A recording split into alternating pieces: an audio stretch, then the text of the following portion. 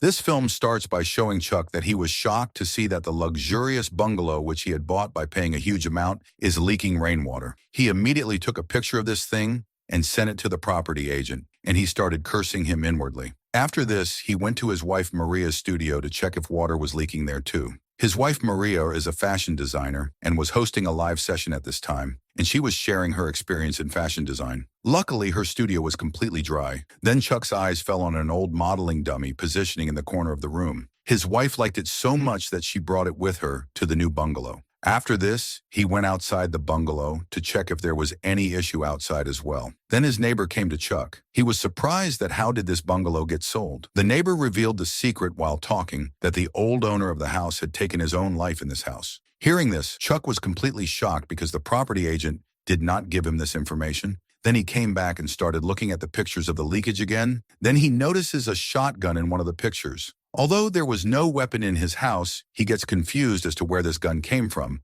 But the strange occurrences did not stop here. The next morning when he was walking in the garden of the bungalow, he noticed the modeling dummy of his wife, which was oddly positioned in the garden. Then the neighbor came again and started looking into the whole matter. Chuck suspected that this could be the mischief of his sister because, a few months ago, due to the death of their mother in an accident, his sister's mental condition had slightly worsened. Then the neighbor advises Chuck to pay attention to his sister's mental condition. Along with this, he also suggests him to go to the nearby library and read the history of this area. He also invites him to come to a meeting of a local group. In the afternoon, Chuck went to the library, and after flipping through the books, he finds a book in detailing a deep history of this small village. As he started leaving, he saw that some books are lying on the floor, and he also sees a crying girl who warns him not to take so much interest in the secrets of this place, or else the consequences can be catastrophic. But Chuck ignores her, believing she is mad, and he reaches the library counter with the books. When the library clerk saw the books, his eyes were wide open. He immediately warned Chuck not to search for this special area because no one has been able to uncover these secrets till now. Chuck says that I did not think anything like this. I just want to understand the history. He also talks about the crying girl and the books scattered on the floor. The library clerk suddenly became serious, and he immediately leaves from there. Then Chuck also returns home quietly. After coming home, he started reading books which were related to a secret conference of 1980. Then suddenly the doorbell rang. One of his students was standing outside the door who had come to take music class. Chuck was a music teacher, and today his student came to learn music for the first time. In the beginning, the student was getting very nervous. Then Chuck went to take water from the kitchen so that her mood could be slightly improved. But then suddenly the piano melody started echoing in the whole room. It seemed as if it was a professional performance. Chuck was shocked because when he looked back, the student was standing at the kitchen door. Seeing this, both of them are very surprised. When Chuck came back towards the piano, everything had become quiet, and the woman about whom the student had told was not found. She got very scared seeing this and immediately ran away from there. At night, Chuck was alone because his wife had gone out of the house for office work. That is why he went to attend the garden club meeting, informed by the neighbor. There was a discussion going on, a very critical topic which people of this village usually do not even like to talk about. There were only 6 people in the meeting. When Chuck notices that the library clerk has also come here, they were talking about a girl named Helen Foster who recently tried to end her own life. The library clerk tells that all this is reminding me of that old incident that happened in 1980. When a woman named Helen took her own life, her daughter was constantly being harassed in school, and no one came forward to help her. Then in anger and sorrow, Helen shot herself in her own house. Since then, a mysterious death occurs every year in this village. People believe that all this is happening because of Helen's spirit. They believe that no one is able to search Helen's house anymore.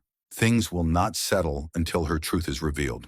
The meeting was gradually taking the disturbing turn, so it was decided to end it. But as soon as Chuck came out, he heard a woman laughing from the old church nearby. He came home terrified and went to his sister Isabel's room. Isabel had still not come out of the grief of her mother's death, and she often had nightmares in which she used to dream of her mother again and again. Whenever this happened, she would come to Chuck and tell him about her fear to unburden herself. This evening, Isabel's school friend came to their house to meet Isabel. He had lived in this village since childhood, and he was informed about many dark stories of this place. He told Isabel the whole story of Helen's death in great detail. At night, when Isabel was sleeping, the bathroom light turns on automatically. She gets up and switches off the light, but after a while it turned on again. She felt as if something is wrong with the switch, so she removed the bulb and kept it on the side table of the bed. But as she tries to sleep again, strange things begin to happen. The mysterious things are not stopping at all.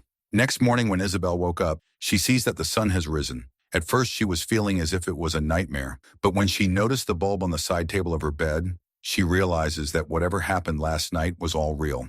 Isabel immediately tells this to her friend. Then she gets a call from her brother Chuck, who asks Isabel to come back home immediately. When Isabel reaches home, she sees that her sister-in-law, Maria, is very nervous. Actually, Maria was doing a live session in her studio a while ago when something strange happened. The hand of the dummy model behind her starts moving on its own. At the same time, her best friend, who was watching the live, immediately calls her.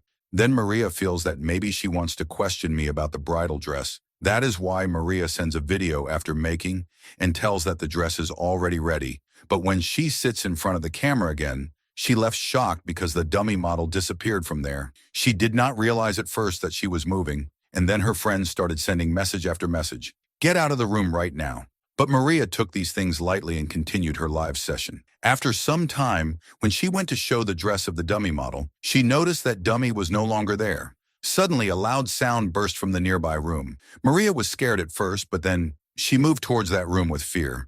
Then she realizes the dark truth of the dummy model. When Chuck knew all this, he came home without wasting time, and they together set the dummy on fire. Chuck said that the previous owner of this bungalow has taken his own life here, so it is possible that some evil force is present here. It was decided that they will leave this bungalow. Isabel is told to pack all her things and shift to the college hostel. Then Isabel's friend also came to help her. Meanwhile, her friend noticed a picture hanging on the wall in which Isabel and her mother were together. He told Isabel a shocking thing, that your mother does not look like the one you described. She looks completely different in the picture from how she really looks. Isabel was shocked and immediately told that my mother has died in an accident a few months back. Hearing this, her friend was also shocked because he had seen her mother walking around in the house some time back. Both were thinking about this confusion when they heard the sound of utensils falling in the kitchen downstairs. Both of them reached downstairs in a panic, but as soon as they reached downstairs, the atmosphere of the house had changed completely. The room had become unbearably cold, and the wind was also blowing strangely, almost like sobbing. His friend could not tolerate all this and goes out on some pretext. As soon as he went, Isabel heard someone whispering her name from behind.